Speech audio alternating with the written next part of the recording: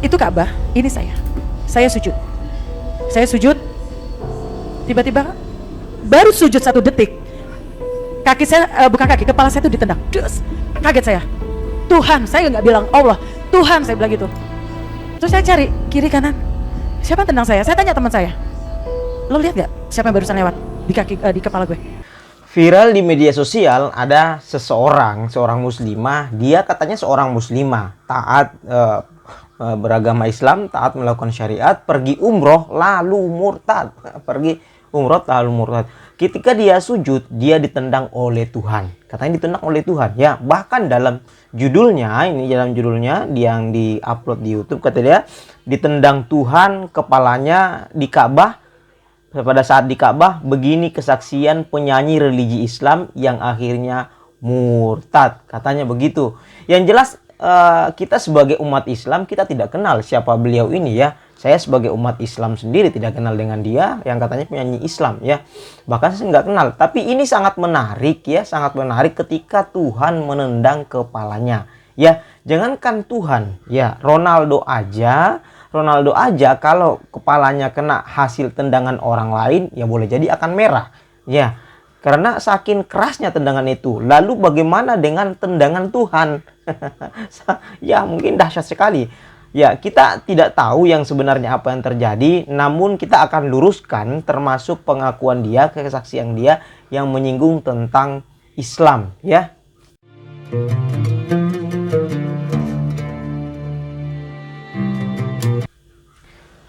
Assalamualaikum warahmatullahi wabarakatuh. Jumpa lagi dengan saya Sukmahadi Al-Mandari. Ikhwafillah yang insya Allah dimuliakan oleh Allah Subhanahu wa Ta'ala, saya ucapkan terima kasih banyak kepada seluruh subscriber. Dan untuk sahabat dakwah yang baru bergabung, jangan lupa tekan tombol like, share, dan subscribe agar selalu mendapatkan konten dakwah terbaru dari kami. Ya ikhwafillah, ini ada seorang muslimah yang mengaku muslimah kemudian dia murtad ya setelah melaksanakan ibadah umroh. Ada beberapa pengakuan dia yang sangat disesalkan. Kenapa? Karena pengakuan ini sangat-sangat tidak sesuai dengan nilai-nilai agama Islam. Seperti apa? Mari kita simak pengakuan dia. Saya berangkat umroh. Begitu saya berangkat umroh, saya dengan sukacita tempo hari. Karena saya ngerasa bahwa, oh inilah panggilan umat Islam untuk bisa umroh. Salah satu kewajiban dari seorang muslim harus bisa menginjakan kaki di tanah suci. Pada saat itu saya merasa bersyukur, alhamdulillah saya bisa ke sana. Tetapi entah kenapa, begitu saya sampai sana, begitu saya syai, saya tuh ngerasa bahwa saya itu biasa aja jalan keliling Ka'bah.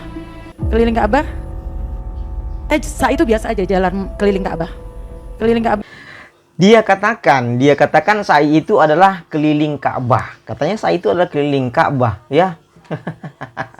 Ini kan keliru, sesuatu yang keliru yang harus kita luruskan. Sa'i itu berasal dari kata sa'a yas'a sa'yan. Artinya berusaha untuk bergerak ya. Dalam sebuah riwayat disebutkan innallaha katabas sa'ya fas'au. Sesungguhnya Allah Subhanahu wa Ta'ala telah mewajibkan untuk berusaha, maka berusahalah kalian. Jadi sa'i itu adalah sebuah sejarah momen ketika Sayyidah Hajar mencari sumber air untuk anaknya Nabi kita yaitu Ismail alaihissalam ya. Beliau berlari-lari kecil dari Bukit Safa ke Bukit Marwah, dari Bukit Marwah ke Safa, yang mondar-mandir mencari sumber air ya. Untuk apa? Untuk mencari sumber air. Di Mekah itu kan susah air sampai sekarang ya. Akan tapi ada air Zam-Zam ya. Lalu diabadikan, lari-lari ke Bukit Safa ke Marwah ini diabadikanlah dan jadilah syariat Islam di zaman Nabi. Untuk apa? Untuk dijadikan napaktilas sebagai ajaran Nabi Ibrahim alaihissalam. Jadi supaya kita ingat bahwa oh dulu sejarah Nabi Ibrahim seperti itu. Dan inilah disebut dengan sa'i. Jadi sekali lagi saya katakan bahwa sa'i itu bukan mengelilingi Ka'bah. Sekali lagi, sa'i itu bukan mengelilingi Ka'bah, tapi sa'i itu adalah berlari-lari kecil dari Bukit Safa ke Marwah dan dari Marwah ke Safa. Dan mengelilingi Ka'bah itu namanya tawaf. ya, dan mengelilingi Ka'bah itu namanya tawaf, bukan sa'i, ya. Berasal dari kata tawafa yatufu tawafan. Jadi sekali lagi saya sangat keliru kalau mengelilingi Ka'bah itu disebut sa'i. Ini kesalahan pertama dari murtadin ini, ya. Baik, mari kita lanjutkan. Kira-kira dia ngomong apa lagi? Begitu saya pegang Ka'bah, saya bilang gini, Tuhan, tolong kuduskan saya. Seharusnya tidak seperti itu kan? Sebetulnya kan, Allahumma kalau saya sampai lupa. Allahumma kalau saya sampai lupa. sampai lupa. Ya itu Pak Pendeta, apa Pak Pendeta? Oh, labeka kalau ya itulah sudah ya. Itu saya jadi 7 kali ya. 7 kali saya keliling Ka'bah. Baik ya ikhwafillah, ya di sini kita semakin curiga. Ya, sini jujur saya semakin curiga terhadap kesaksian murtadin ini. Ya, ketika dia tidak bisa melafadzkan atau menyebutkan kalimat talbiyah, ya. Di mana kalimat talbiyah itu adalah labbaik Allahumma labbaik, labbaik Allahumma labbaik, labbaik la syarika lak, lakawal mulk, innal hamda wan ni'mata, dan seterusnya. Ini kalimat talbiyah dan dia tadi kesusahan, ya. Ini yang pertama. Yang kedua, dia minta konfirmasi ke Pak Pendeta. Ya, katanya 7 kali katanya. 7 kali Pak Pendeta, 7 kali Pak Pendeta, ya. Padahal kalau dia umroh dan benar-benar muslimah, pastinya dia sudah paham dong, ya, karena dia sendiri yang mengalami. Kenapa malah minta konfirmasi ke Pak Pendeta? Ini lucu sekali, ya. Baik, mari kita lanjutkan. Kira-kira Ibu ini ngomong apa lagi? Dan itu secara spontan. Saya nggak ada kepikiran bahwa Allahu Akbar, ya Allah ampuni saya, nggak ada. Jadi Tuhan kuduskan saya, Tuhan kuduskan saya. Dan itu saya ngerasa bahwa, oh Tuhan, kenapa ya saya kok begini ya? Padahal teman-teman saya semua tuh pada Allahumma labaik, gitu kan. Saya nggak, Tuhan kuduskan saya. Sampai akhirnya hari terakhir kita tuh semua berada tepat di tengah Ka'bah. Saya mengucap syukur ceritanya karena saya mau kembali ke tanah air. 14 hari kita sudah di sana. 2 minggu saya itu Ka'bah, ini saya sujud. Tiba-tiba baru sujud 1 detik, kepala saya itu ditendang. Kaget saya. Tuhan, saya nggak bilang Allah, Tuhan saya bilang gitu.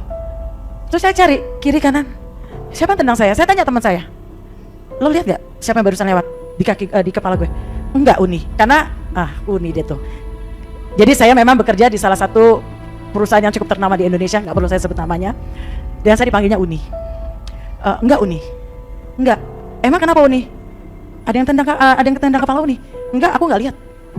Saya diam, saya cari orangnya, apakah orang hitam? Kadang-kadang kan orang hitam suka kurang ajar kan, main tendang-tendang gitu. Ini nggak ada sama sekali.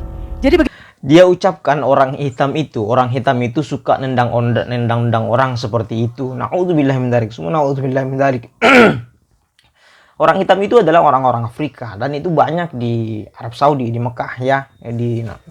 Na'udzubillah min dzalik. Di Mekah itu tidak seperti itu, ya. Di sana itu orang-orang pada khusyuk beribadah, tawaf di Ka'bah, di Masjidil Haram, kemudian sa'i juga ada di Safa Marwah, ya.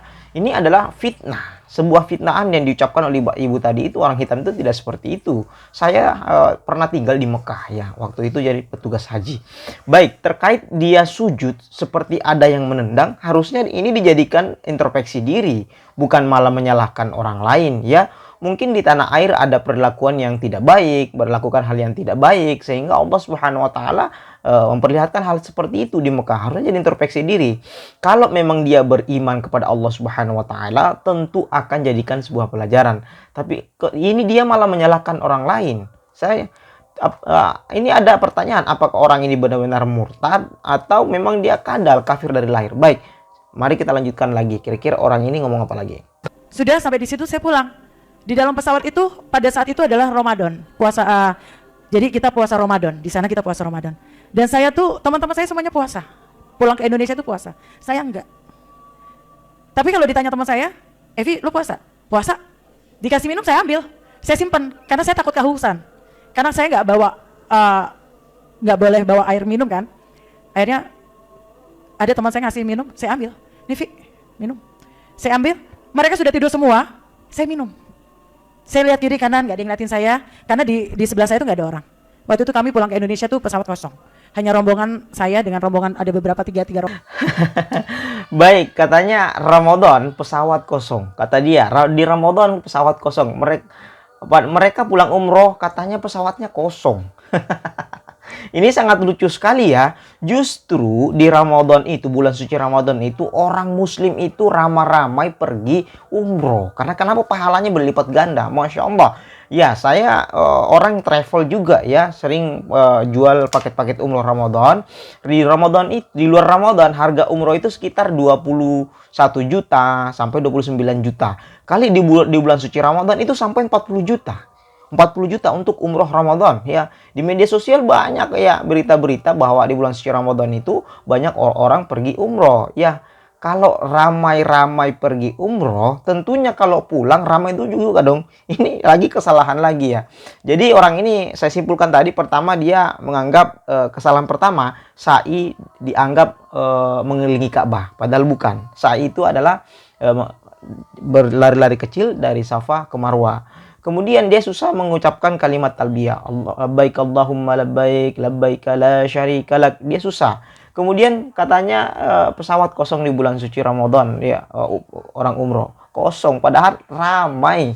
Justru ramai karena orang-orang berbondong-bondong. Mereka rela bayar mahal-mahal demi umroh Ramadan di bulan suci di Mekah. Baik, sekian seperti itu ya. Hati-hati di luar sana, banyak sekali murtadin yang dusta ya. Tujuannya agar kita mengikuti mereka, padahal kesaksian mereka ini palsu. Baik, seperti itu. Jangan lupa tekan tombol like, share, dan subscribe. Wabillahi taufiq wal hidayah. Wassalamualaikum warahmatullahi wabarakatuh.